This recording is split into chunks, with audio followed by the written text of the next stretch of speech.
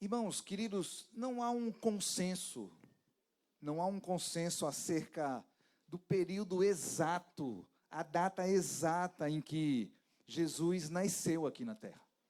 Não há um consenso. Argumentos são levantados de um lado e de outro. Alguns têm o costume, como nós aqui, de comemorarmos em dezembro o nascimento de Jesus, no mês de dezembro, no dia 25, é um costume nosso, do povo ocidental. Alguns falam que Jesus provavelmente nasceu no mês de janeiro. Existem outros que falam que provavelmente ele nasceu no mês de abril. Então, não há um consenso acerca da data exata do nascimento de Jesus. Isso se dá, queridos, porque os judeus, eles não tinham o costume, os judeus, antigamente, não tinham o costume de comemorar o aniversário como nós temos hoje. Hoje, quando é aniversário de alguém, a gente manda o WhatsApp, né? E aí, está no restaurante, aí vai os garçons, vai a hora de apagar a velinha, aí é pique, ou então é glória. Nós hoje temos o hábito de comemorar o dia do aniversário. O judeu, ele não tinha esse hábito. Ele sabia o ano em que a pessoa nascia, mas não se ligava no dia, na data exata em que aquela pessoa nascia. Então, quando o evangelho saiu de Jerusalém por causa da perseguição após a morte de Estevão, e o evangelho começou a chegar para os povos que não eram judeus, os gentios começaram a perguntar, sim, mas qual foi a data do nascimento de Jesus? E os judeus não sabiam exatamente. Não tinham uma data exata. Não sabiam. Será que foi? Há referências, queridos, dos chamados pais da igreja. Quem é esse grupo que nós chamamos de pais da igreja? São os irmãos que foram discipulados pelos apóstolos. Os primeiros irmãos que foram cuidados diretamente pelos apóstolos, nós costumamos chamar os pais da igreja. Então, há referências de escritos desses pais da igreja, de que desde a época em que eles estavam vivos, não se tinha uma data exata do nascimento de Jesus. Clemente de Alexandria, em um dos seus escritos, fala exatamente isso, que há confusão acerca da data exata em que Jesus nasceu. Então, imagina nós agora, há não sei quantos anos. Então, sem dúvida, nós não sabemos se Jesus nasceu em dezembro, se nasceu em janeiro, se nasceu em abril. Sem dúvida, nós não sabemos. E por que ficou essa data de dezembro? Quando o evangelho chegou em Roma, um imperador daquele ali, Roma mandava no mundo praticamente, um imperador daquele ali juntou com uma festa pagã que tinha e disse, vai ser 25 de dezembro. E estamos nós aqui em 25 de dezembro comemorando o aniversário de Jesus. Queridos, mas muito mais do que se focar na data, eu queria nessa tarde, nessa noite, que nós não entrássemos no mérito da data. O que nós temos de objetivo é que hoje estamos comemorando o nascimento de Jesus. Eu queria focar no fato, o fato propriamente dito, que é algo indiscutível. Deus veio e nasceu aqui nessa terra. Esse é o fato. Será que foi dezembro? Não sei. Foi janeiro? Não sei. Foi abril? Não sei. Foi agosto? Não sei. Foi junho, o mês do meu aniversário? Não sei. Mas eu não quero focar na data. Eu quero focar no fato incontestável. Jesus nasceu aqui nessa terra. Deus se fez carne e veio habitar aqui entre nós. Amém? Esquecemos a data? Vamos focar agora no fato. Amém?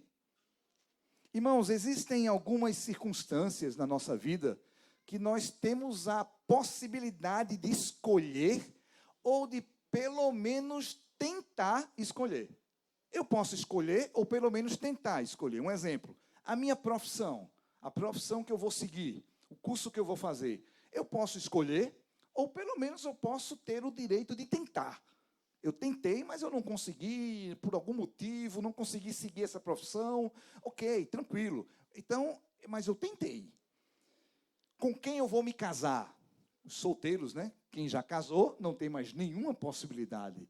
Claro que não, mas você que não casou ainda, você tem a possibilidade de casar com uma jovem dessa aí, tal, ou então um jovem, ou pelo menos tentar. Se ela vai querer ou se ela não vai querer, aí é uma outra coisa. Mas você tem a possibilidade de tentar. As amizades com as quais eu vou ter. Nós temos a possibilidade de ter amizades ou então tentar ter amizades. Um idioma que eu queira falar. Eu falo português, eu quero falar agora japonês. Posso me esforçar, começar a treinar japonês. Queridos, aonde eu vou morar? Eu gostaria de morar na Caxangá, eu gostaria de morar em Paulista, eu gostaria de morar em Maranguape 2. Glória a Deus, cadê tu no Maranguape 2?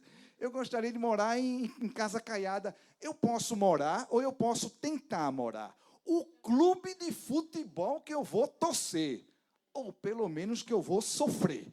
Um dos dois, ou torcer ou sofrer. Eu posso escolher. É verdade ou não é?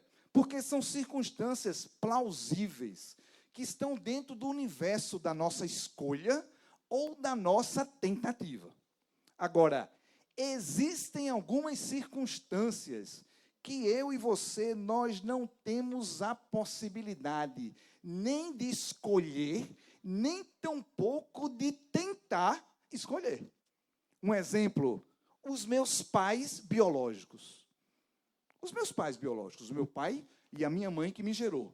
Eu e você, nós não temos a menor condição de escolher, nem tampouco de tentar escolher. Os irmãos que eu tenho, não irmãos em Cristo, irmãos na carne, eu não tenho condições.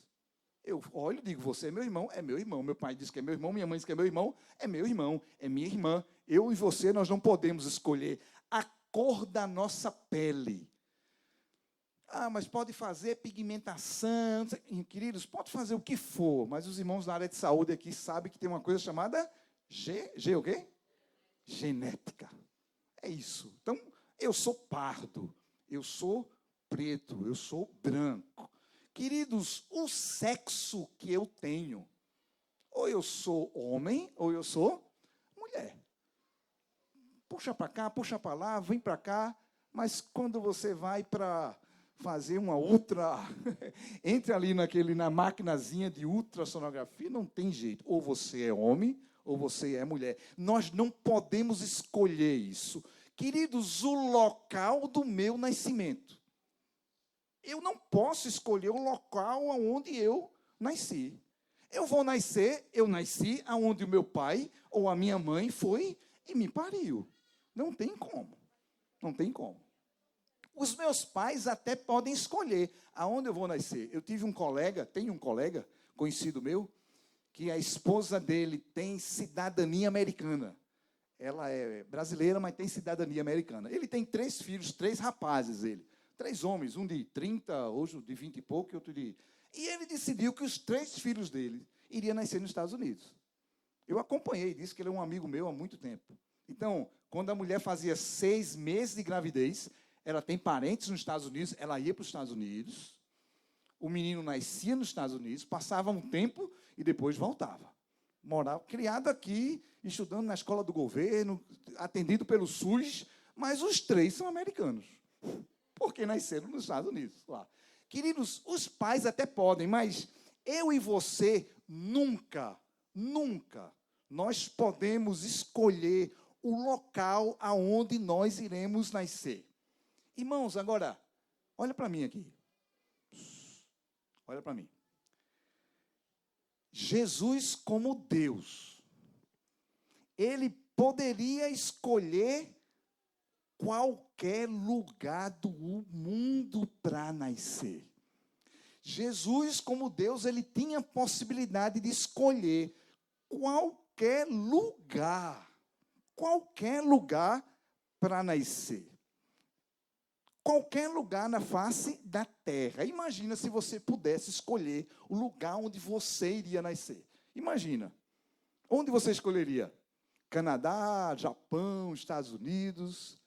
Alguns iam dizer, eu ia nascer em Maranguape mesmo, que eu não quero abrir mão da minha terra. Queridos, irmãos, Jesus tinha a possibilidade de nascer em qualquer lugar.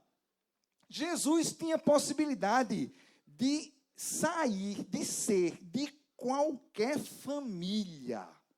Qualquer família. Qualquer família. Ele poderia, quando era Deus e veio aqui para a terra nascer em qualquer lugar. E ele poderia ter qualquer sobrenome. Qualquer.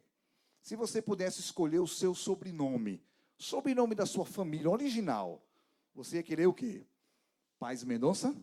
Imaginou? William Chaves Paes Mendonça. Rapaz, ia ser uma Alexandre Gates. Eita! Caramba! Chega, combinou, hein? Joel Jordão Moura do B. Meu amigo. E, queridos, irmãos, Jesus, ele tinha a possibilidade de nascer em qualquer lugar. E ele tinha a possibilidade de nascer em qualquer família. Uma família real, uma família do imperador. Irmãos, mas Jesus voluntariamente decidiu nascer num vilarejo simples da Judéia, chamado Belém. Foi uma decisão dele. Decidiu vir através de uma adolescente pobre, chamada Maria, que não tinha nenhuma expressão. E ainda achando muito pouco, ele decidiu nascer numa estrebaria. O lugar onde se guarda burro, jumento, cavalo, mula. Bota uma foto de uma estrebaria aí. Mais ou menos, não é essa daí.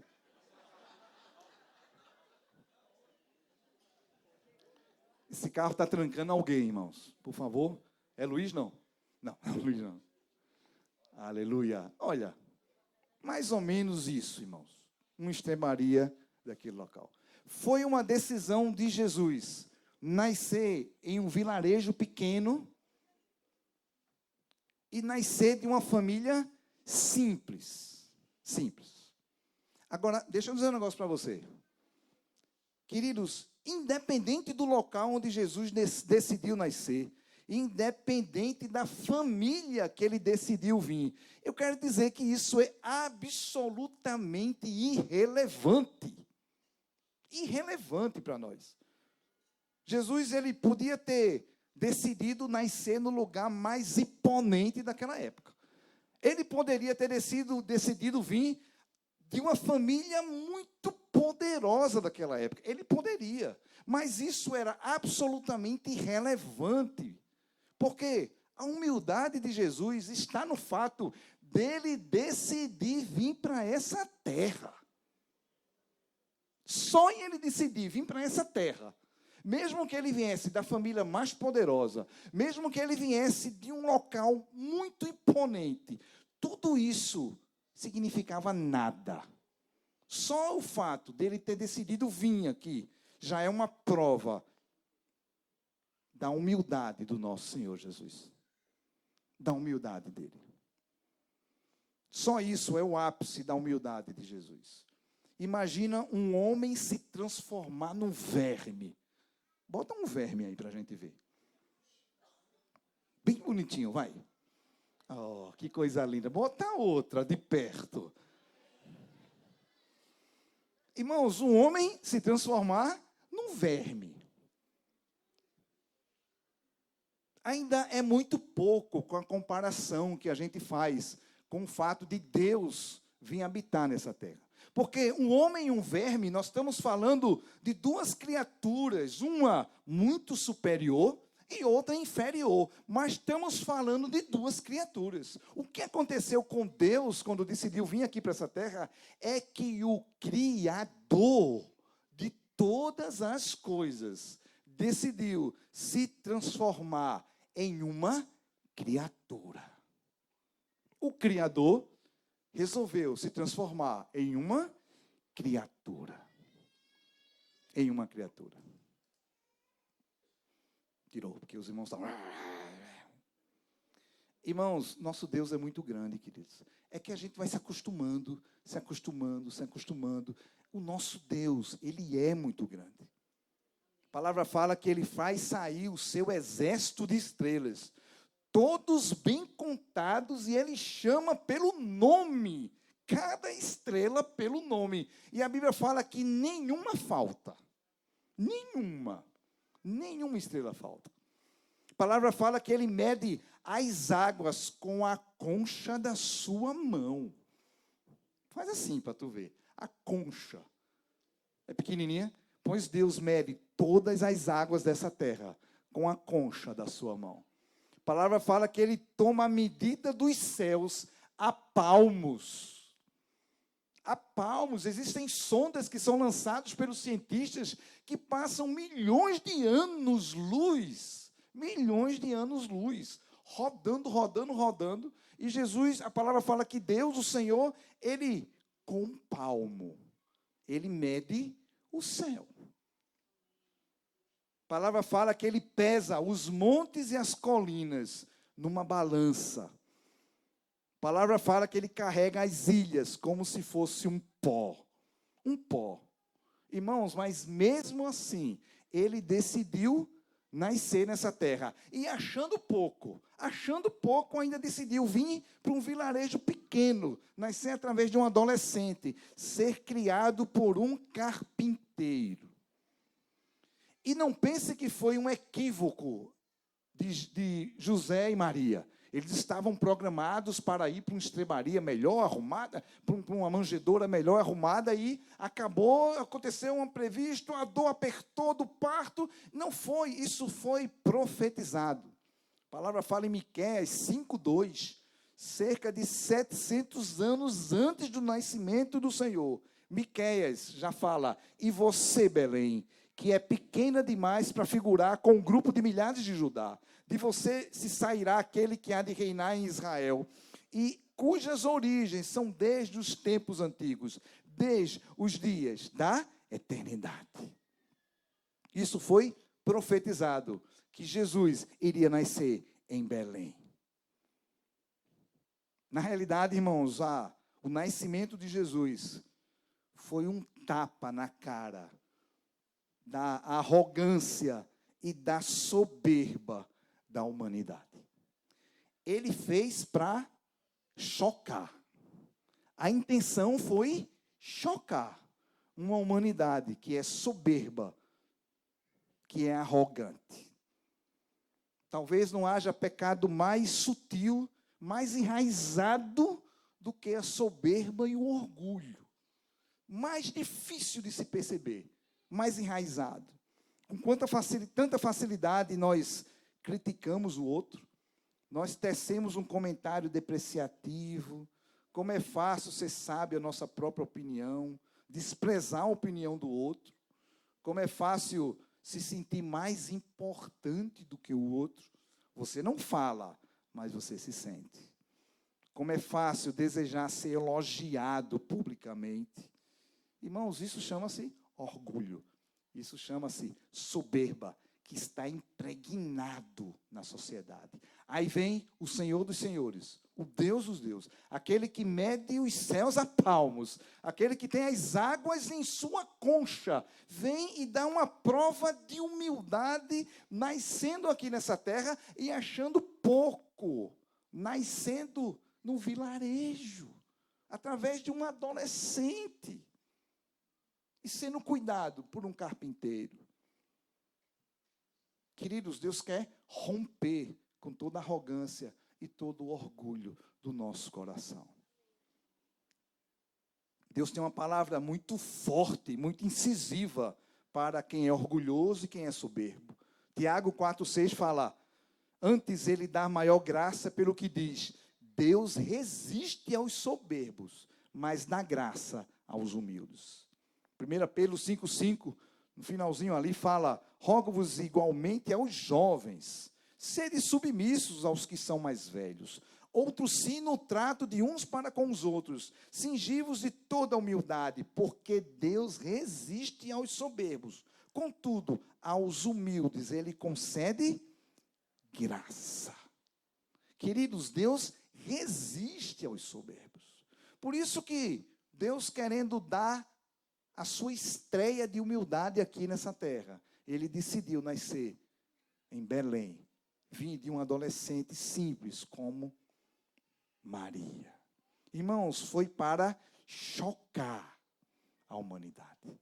Queridos, mas Deus quer mudar isso no nosso coração. Nós somos seguidores de Jesus, somos discípulos, queremos ser como eles. Então o Senhor, Ele não nos condena, porque nós temos essa postura de arrogância, a postura de querer ser melhor. Deus não nos condena, Deus nos chama a gente a aprender com Ele. Ele fala, aprendam comigo. O Senhor nos chama a aprender com Ele. Mateus 11, 28 e 29, um texto muito conhecido nosso, fala, vinde a mim, todos os que estáis cansados e sobrecarregados, eu vos aliviarei. Aí versículo 29 fala, tomai sobre vós o meu jugo, e aprendei de mim, porque sou manso e humilde de coração, e achareis descanso para a vossa alma. Queridos, há um lugar de descanso, quando a gente aprende com o Senhor a ser manso e humilde, não de aparência, humilde de coração. Jesus nos chama a tomar o jugo dele. Jugo é uma peça de madeira que tem a finalidade de unir dois animais para trabalharem na agricultura. Naquela época era muito comum, era uma sociedade muito agrícola. E viram que dois animais trabalhando na terra, juntos, vinculados por um jugo, era muito mais produtivo do que apenas um animal. Então, o jugo é uma peça de madeira que ligava dois animais de mesma natureza. E a palavra do Senhor disse foi, tomai sobre vós o meu jugo. Não sou eu que vou tomar o seu jugo, é você que toma o meu jugo. Depois que você toma o meu jugo, que você se submete ao meu governo, que você caminha como eu determinar, nesses dois animais, se um animal parar, o outro para. Se um animal for para a esquerda, o outro tem que ir para a esquerda. Se um animal for para a direita, o outro tem que ir para a direita, porque eles estão ligados ao mesmo jugo. O que o Senhor diz assim, ó, se ligue a mim. Se eu mandar você parar, pare. Se eu mandar você fazer, faça. Se eu mandar você pegar a esquerda, pegue. Se eu mandar você não sair do emprego, não saia. Se eu mandar você sair, saia. O Senhor fala, tomai sobre vós o meu jugo. E depois ele fala que o jugo é manso e é suave. Aí fala, e aprendei de mim. Aprendei de mim, porque eu sou manso e eu sou humilde de coração. Irmãos, e nos dá um presente. Garante para mim e para você um presente. Fala, e encontrareis descanso para a tua alma. Irmãos, há um lugar de descanso quando a gente se submete ao jugo do Senhor. As pessoas pensam que se submeter ao jugo de Deus é não poder fazer nada. Glória a Deus que eu não faço nada. Eu só faço aquilo que o meu Deus manda eu fazer. Há um lugar de descanso. Aleluia. Aprendei de mim, que sou manso e humilde de coração. Podemos continuar mais um pouquinho? Tranquilo? Estamos juntos? Ninguém saiu ali? Irmãos, agora, a humildade, irmãos, ela não vai chegar a nós através de uma osmose. Não é uma meditação. Eu estou humilde agora. Rapaz, eu estou tão humilde. Não é uma oração especial de um homem ungido. Não é o meu tempo de convertido. Eu tenho 20 anos de convertido. Então, eu acho que a minha humildade já deve estar ali em 70%. Você tem quanto? 5 anos? Tua humildade deve estar 90%. Já viu que esse daí já perdeu, né? Então, irmãos, não é assim. A humildade, eu preciso fazer algo. A palavra fala que eu preciso aprender. Eu quero aprender a ser humilde. Eu quero. Claro que eu quero. Porque o Senhor falou que há um lugar de descanso. Quando eu aprendo a ser humilde, a nossa natureza decaída, ela não é humilde. Mas quando eu me converto, quando eu entrego o governo da minha vida ao Senhor, eu consigo acessar a ferramentas que me capacitam a desprogramar a minha postura ativa, altiva e arrogante e programar uma nova postura humilde, semelhante a Jesus. Eu preciso aprender. Queria ler 2 textos importantes nesse aprendizado. O primeiro texto está em Lucas 14, 11. Lucas 14, 11, Jesus diz assim, ó, porque todo o que se exalta será humilhado, e o que se humilha será exaltado. O que se exalta, esse vai ser humilhado.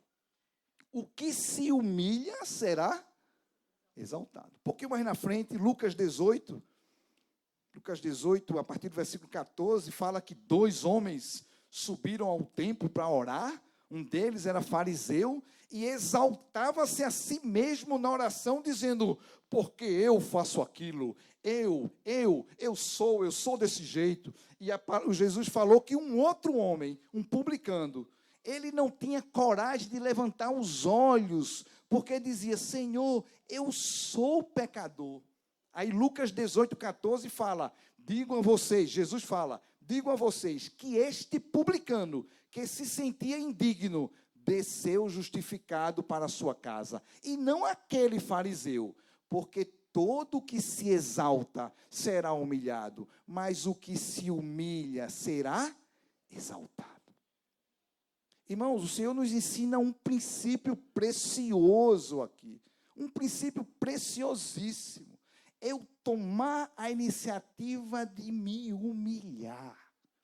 Eu tomar a iniciativa de me humilhar. Isso golpeia a nossa postura humana de soberba, de orgulho, de altivez, irmãos. O que o Senhor nos ensina é exatamente isso. É eu tomar a iniciativa.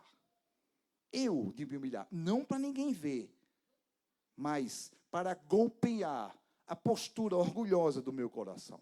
Filipenses 2, 5, 8, um texto muito conhecido nosso, está em linha com aquilo que o nosso Senhor Jesus fez.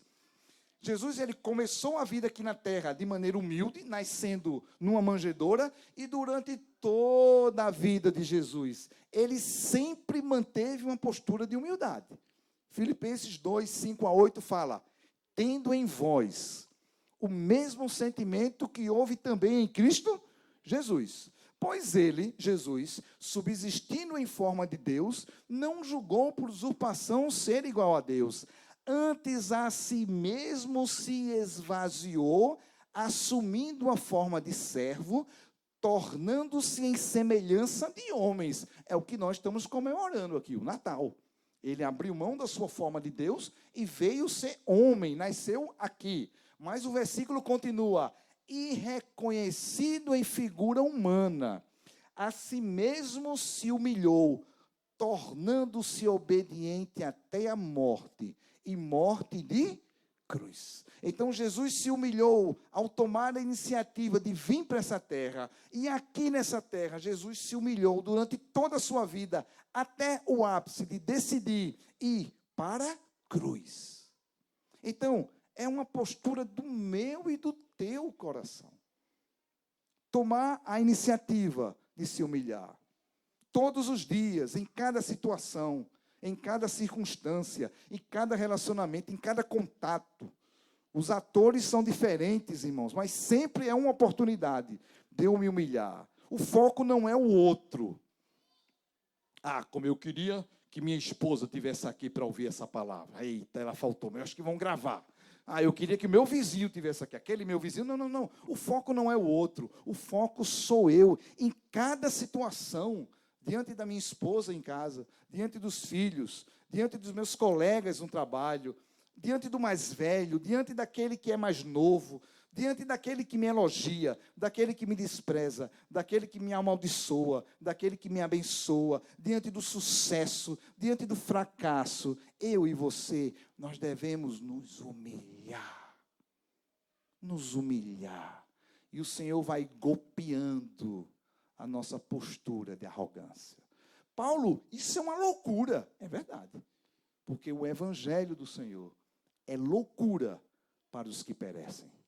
Mas para aqueles que são salvos é o quê? É o poder de Deus. Aleluia. No convívio com o próximo, é um ambiente propício para exercitar a humildade. Romanos 12, 10, Paulo fala, amai-vos cordialmente uns aos outros com amor fraternal, preferindo-vos em honra uns aos outros. Eu não busco ser honrado.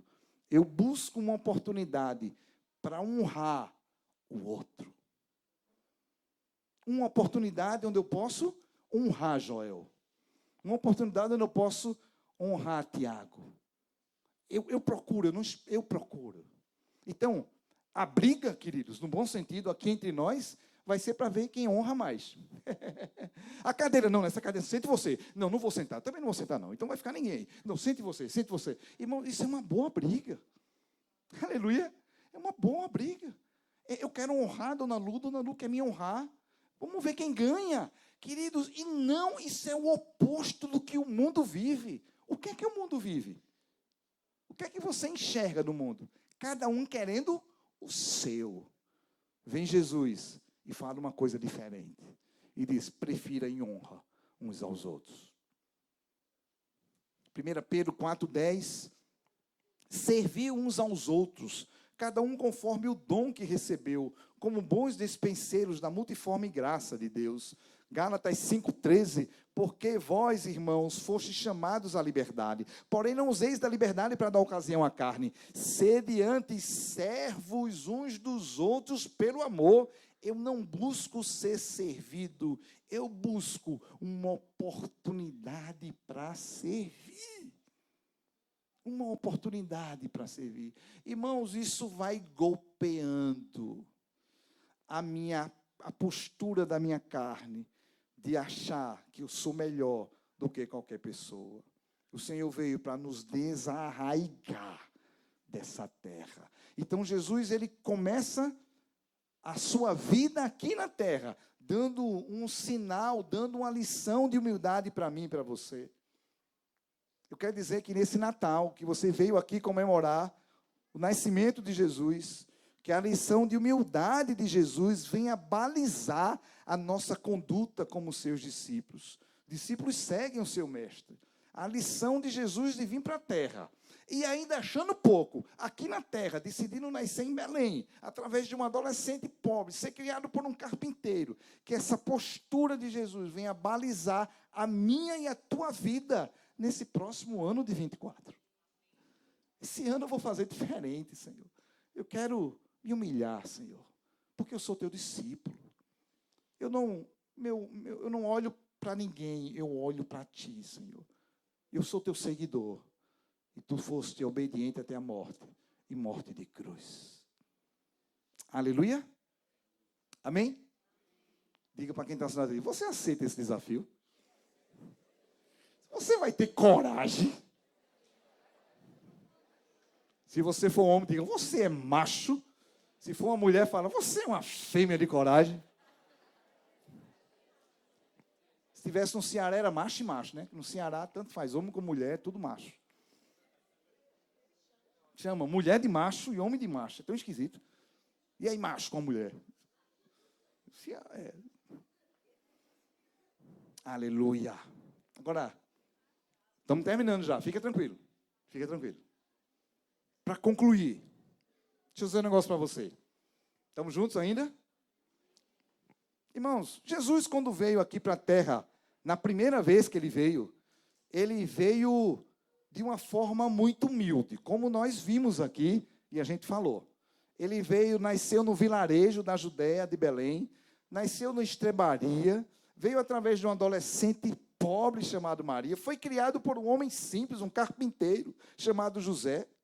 Sim, nós aprendemos isso, mas eu quero dizer que isso foi apenas dessa vez. Jesus vai voltar aqui nessa terra. Ele vai voltar. Ele vai voltar.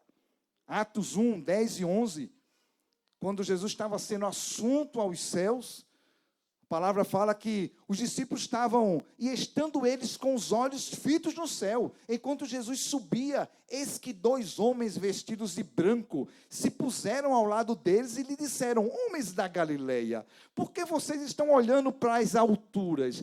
Esse Jesus que foi levado no meio de vocês para o céu virá, do modo como vocês o viram subir. Eles viram Jesus subindo, e os anjos disseram, calma, por que vocês estão olhando? Do mesmo jeito que ele subiu, ele vai voltar. Irmãos, mas na segunda vez que Jesus voltar aqui nessa terra, vai ser completamente diferente dessa primeira maneira que ele veio. Na primeira maneira ele veio humilde, ele veio com humildade, ele veio nascendo no vilarejo, ele veio com uma estrebaria. Sim, queridos, mas da segunda vez que ele voltar, vai ser completamente diferente.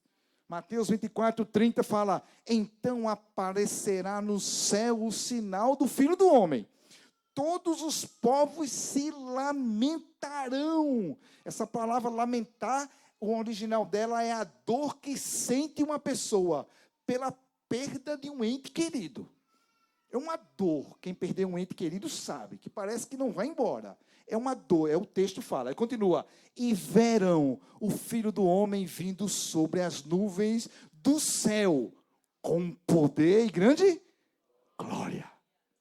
Essa vai ser a segunda vinda do Senhor. Continua o texto 24:31. E ele enviará os seus anjos com grande som de trombeta, os quais reunirão os seus escolhidos dos quatro ventos e uma outra extremidade dos céus. Deixa eu só abrir um parênteses aqui. Um parênteses, estamos terminando. A gente leu aqui Mateus 24. Em Mateus 28, de 1 a 4, fala que no primeiro dia da semana é o texto que fala sobre... coloca aí, por favor. Mateus 28, de 1 a 4. Aí fala: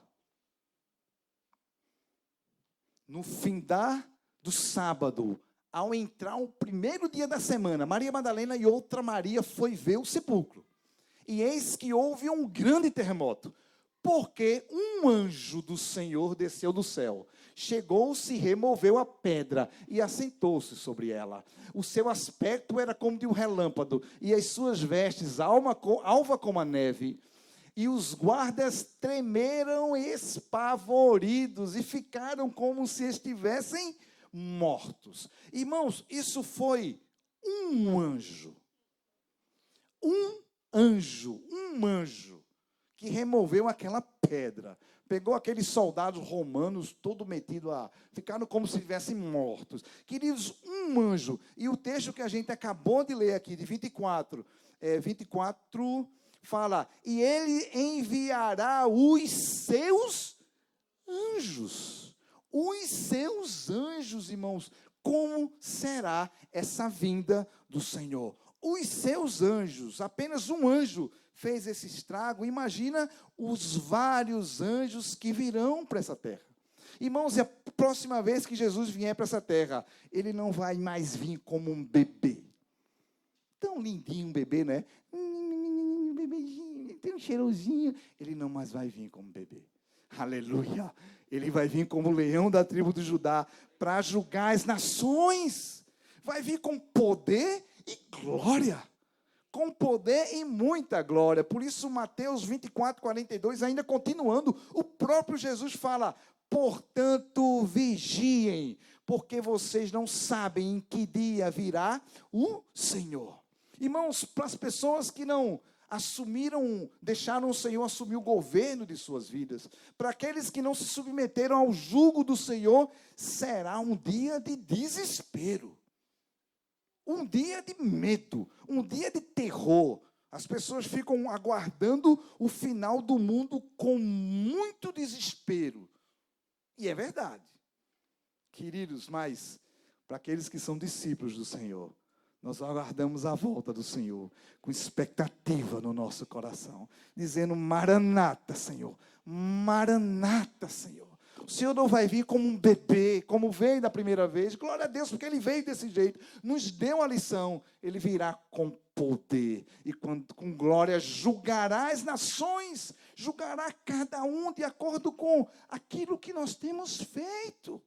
E o que você tem feito com a palavra que o Senhor tem te dado hoje? Você que está aqui, que veio nos visitar. O que você tem feito com a palavra que o Senhor está falando hoje contigo?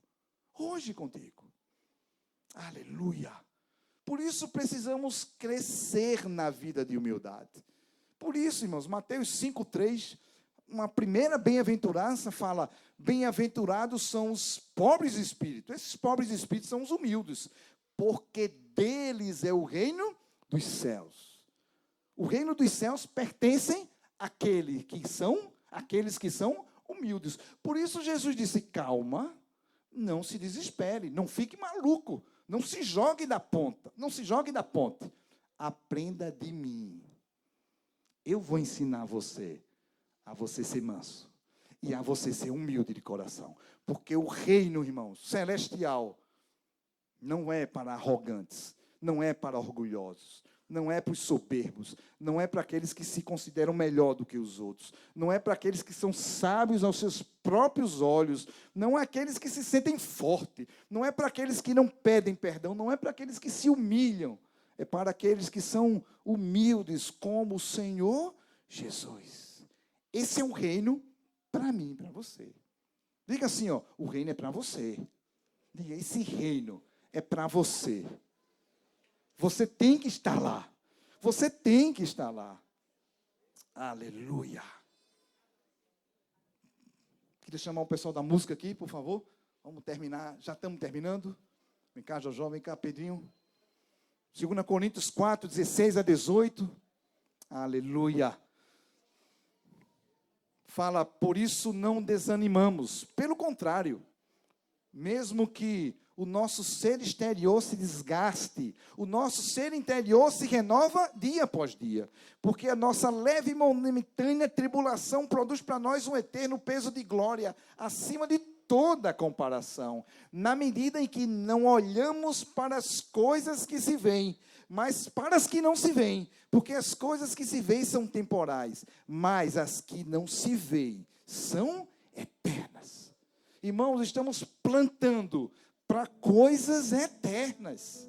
Estamos plantando para coisas eternas. O Senhor Jesus vai voltar a pisar nessa terra. Ele vai vir novamente, não como um bebê, não como uma criança, não em uma manjedoura, não numa cidadezinha pequena, não. Ele vai vir com poder e glória, muita glória. E eu quero dizer que eu quero estar no céu com você. Eu quero que nós subamos juntos, aleluia. Subamos juntos, por isso o Senhor nos dá oportunidade aqui na terra. Por isso o Senhor trouxe você aqui, para você ouvir essa palavra e dizer o que é que você está fazendo da sua vida. O que é que você está fazendo da sua vida? O Senhor quer te chamar para dizer, filho, vem filho, eu vou te ensinar a você ser humilde. Eu posso te ensinar, eu sou humilde de coração, Jesus falando, eu posso te ensinar, eu não te condeno, eu posso te ensinar, vem, eu quero te ensinar, para que você fique a eternidade comigo. Fica em pé, vamos adorar o Senhor mais um pouco.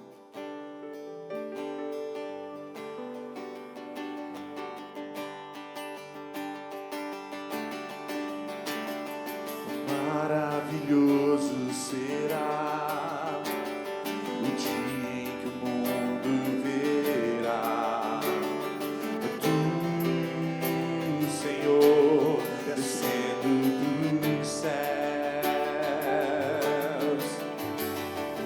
Nem dá pra imaginar, maravilhoso será, nós subiremos teu encontro. Aleluia. Vem o coral que puder. Alegria, pode vir o coral se puder, aqui no Voz. Que alegria. Vem.